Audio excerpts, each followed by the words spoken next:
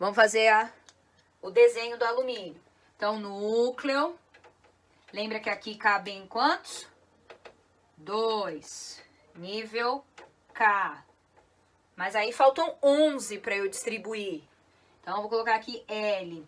No nível L cabem 8. Então, eu vou colocar aqui 8 bolinhas. 1, 2, 3, 4, 5, 6, 7, 8. Aí aqui 9, 10. Faltam quantos para 13? Faltam 3. Aí os 3 se coloca no M. Perfeito. Faltam 3. Vou colocar aqui no M. Então, essa é uma representação do átomo do alumínio. Eu precisei de 3 níveis de energia e em cada nível de energia eu distribuí os elétrons seguindo a orientação. Entenderam? Agora pense, se é um átomo que tem um número atômico 50, 49, 86, 118, a gente vai usar toda essa eletrosfera. E se você somar esses números aqui, ó, vai dar 118, tá bom? Que são os elementos químicos da tabela periódica. Essa é a primeira parte. Alguma dúvida em relação a isso? A representação do átomo? Não. Não? Nós vimos que o átomo tem 7 níveis de energia, representado ou pelo número 1 ou pela letra K até Q. Revisando, para eu fazer a distribuição dos elétrons no átomo, eu tenho que observar número atômico, tá? A tabela periódica está organizada de acordo com esse número, em ordem crescente nas linhas horizontais que a gente chama de período. O que eu vou fazer? Eu vou distribuir esses elétrons, que também representam que são os prótons, se a gente deduzir que o átomo está estável, e eu vou distribuir esse número, né, respeitando o limite dentro de cada nível de energia, tá bom? O ferro, número atômico 26. Então, vamos lá, Luiz. Ferro, metal da tabela periódica, número atômico 26, é aquele número que fica em cima do símbolo. Para todas as lições, para todas as atividades, vocês precisam ter a tabela em mãos, tá?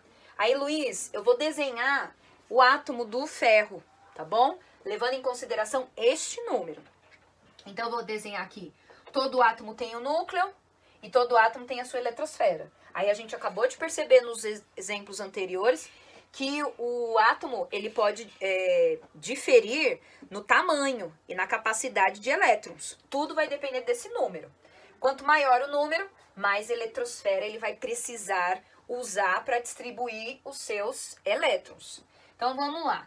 Nível K, nível L, nível M. Eu não sei se vai precisar mais, mas vamos ficar por aqui. No nível K, cabem quantos?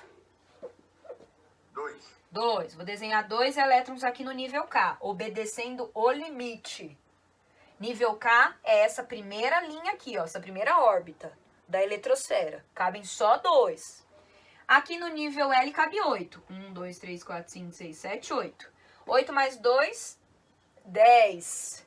Eu tenho 26. Quanto é que tá faltando? Falta 16. 16. No M. No nível M, cabem 18. E para completar os 26, eu só tenho 16.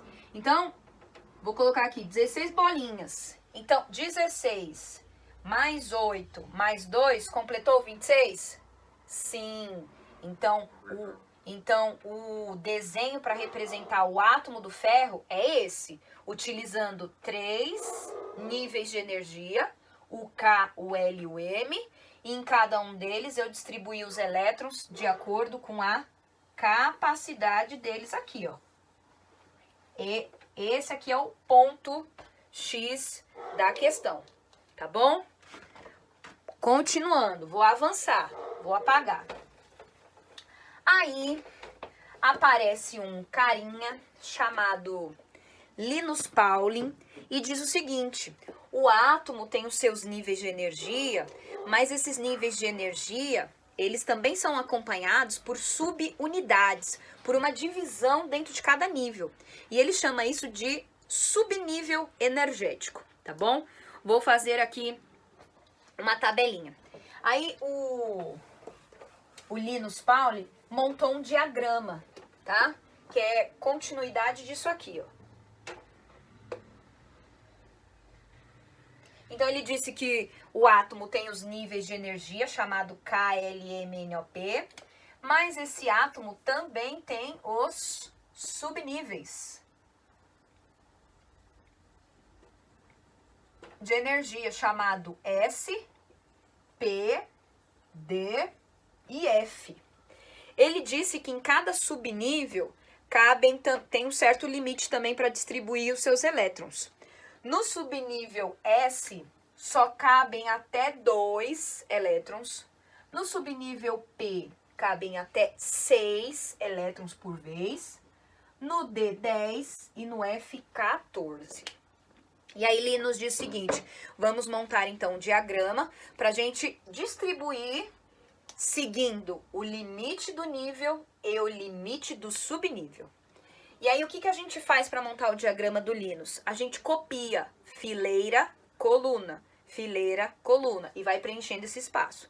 Então, ó, subnível 1, eu vou copiar aqui do lado. Subnível 1 está no nível 1 mais subnível S. Vou copiar. E olha aqui em cima, no subnível S cabem 2 elétrons. Mas eu também estou observando que no nível 1 também cabem 2 elétrons. Então, ponto final do nível 1. Eu tenho que combinar linha com coluna, ok? Vou copiar. Sempre respeitando limite do subnível e sempre respeitando limite de elétrons em cada nível. Então, no nível 1, a gente tem nível 1, subnível S e 2 elétrons por vez. Ponto final, não sigo mais. Por que eu não sigo mais 1P6? Porque no nível 1 não cabe 6 elétrons, só cabem 2, tá bom? Nível 2, vou copiar. Quantos que cabem aqui no nível 2? 8. Então, 8 S2. 2 está longe do 8 ainda, então eu posso continuar. Vou completar. 2P6. Agora presta atenção. Esses números elevados aqui, né, que é a potência lá na matemática, aqui na química representa o número de elétrons. Então, no nível 1, continua tendo só 2 elétrons. No nível 2, continuam tendo 8 elétrons. Mas esses elétrons agora não estão todos na mesma órbita. Elas estão separadas em subníveis. No subnível 2, só pode 2. Aí aqueles 6 que ficam faltando para completar 8, eu coloco no subnível P, porque ele suporta isso. Entenderam a lógica? Copiar a coluna, copiar a fileira. Professora, eu não entendi. Você pode explicar de novo, por favor? Posso. A câmera tá conseguindo ver bem a lousa? A câmera dá, eu só não entendi. Então vamos lá. Eu estou copiando fileira e coluna, tá bom? Essas colunas aqui, ó, é para representar os níveis KL. Então, agora a gente está usando letras. K, L, M, N, O, P e Q. Agora eu troquei por números. Lembrando que em cada nível a gente já aprendeu que tem que ter aquela quantidade de elétrons. 8, 18, 32, 8 de novo e 2. Mas agora, no diagrama do Linus Pauling, ele diz que os níveis de energia do átomo são divididos em níveis menores. Aí a gente chama de subnível. Então, todo nível KLMN tem um subnível S. Todo nível KLMNOP tem o subnível P. E assim sucessivamente. Só que você tem que lembrar o seguinte, que aqui em cima, esse número em potência, né, 2, 6, 10 e 14, eles também continuam representando os elétrons. Então, agora eu tenho só que dividir esses elétrons em cada subnível. Lembrando que o limite é esse. Então, se o meu limite no nível 2, que é o nível L, cabe em 8, agora eu vou distribuir, não 8 de uma vez, eu vou distribuir 2 no subnível S, porque lá só cabe 2, e os outros 6 no subnível P, porque lá também cabe 6, até 6. Então, quando eu somo 6 mais 2, eu tenho 8 elétrons. Então, fechou esse nível. Ele tá em equilíbrio. Tá bom? 3s2. Quantos elétrons tem aqui no M? Quantos cabem? 18. 18. Cabe 18. Então, agora, o que eu vou fazer? Eu vou distribuir esses 18 seguindo esses números aqui, ó. Até onde dá 18. Lembrando que cada um tem um limite, um máximo. 3s2, faltam 16. 3p6, 8, faltam 10. E agora eu continuo. 3d, d10. 10 mais 6, 16, mais 2, 18. Então, os 18 elétrons do nível M estão agora divididinhos em 3 subníveis. Subnível S, subnível P, subnível D. Entenderam? Sim. Continuando. 4S2, 4P6, 4D10, 4F14. Por que, Pro, agora colocou o F? Ó, porque no nível 4 são 32. E se eu somar tudo isso aqui, 2 mais 6, 8, mais 10, 18, mais 14, já deu os 32. Aqui embaixo é igual. 5P6, 5D10, 5F14. Por que é igual? Porque o número de elétrons é o mesmo, lá na órbita. Então agora, ao invés de eu ficar desenhando bolinha, 32 bolinhas, eu posso também fazer dessa forma, tá? O 6, o nível 6 caiu para 18. Então ele vai ser igual o nível M. 6S2, 6P6 e agora 6D10. Acabou 18. No nível Q ou 7, cabem 8, igual aqui no L. Então, 7S2 e agora 7P6. Se vocês observarem, a gente fez, né, um triângulo meio que de cabeça para baixo, tá bom? Esse é o diagrama do Linus. A gente só montou, agora a gente vai interpretar. Alguma dúvida até aqui? A gente só copiou nível, que são os números, e subníveis, S, P. Lembrando que a gente distribuiu os elétrons de acordo com a capacidade em cada nível, tá? Para fazer a leitura e para fazer a distribuição dos elétrons, a gente não lê assim não, ó, na horizontal e da esquerda para a direita, igual a gente lê um livro.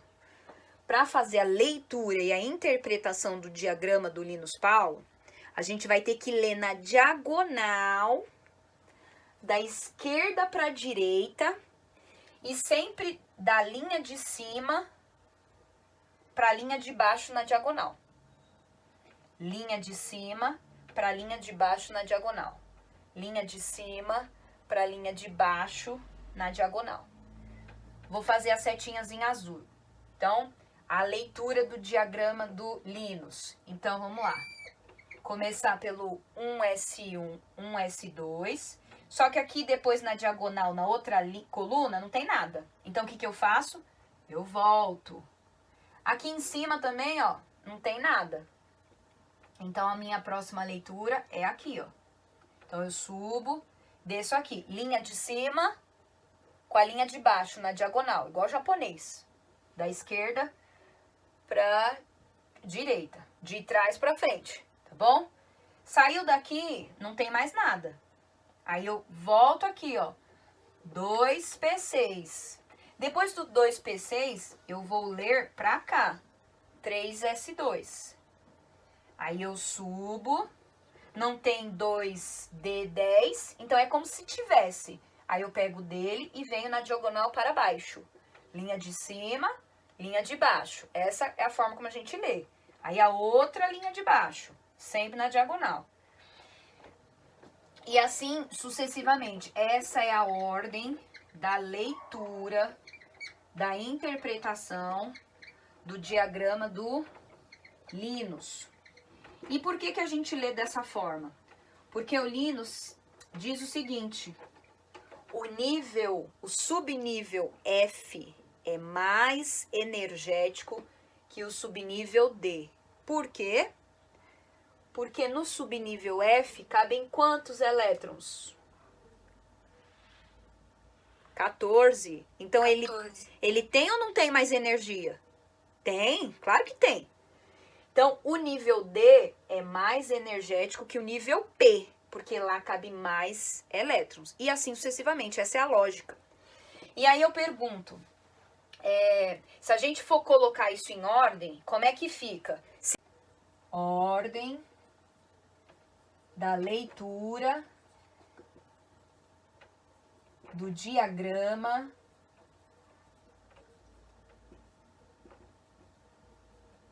do Linus Pauling. Esse é o nome do cara que dá um nó na nossa cabeça.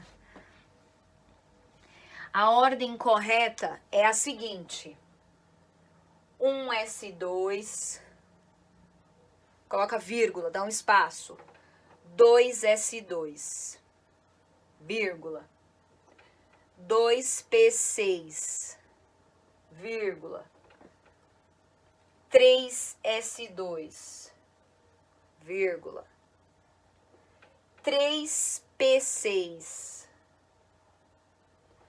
4s2, vírgula, 3d10,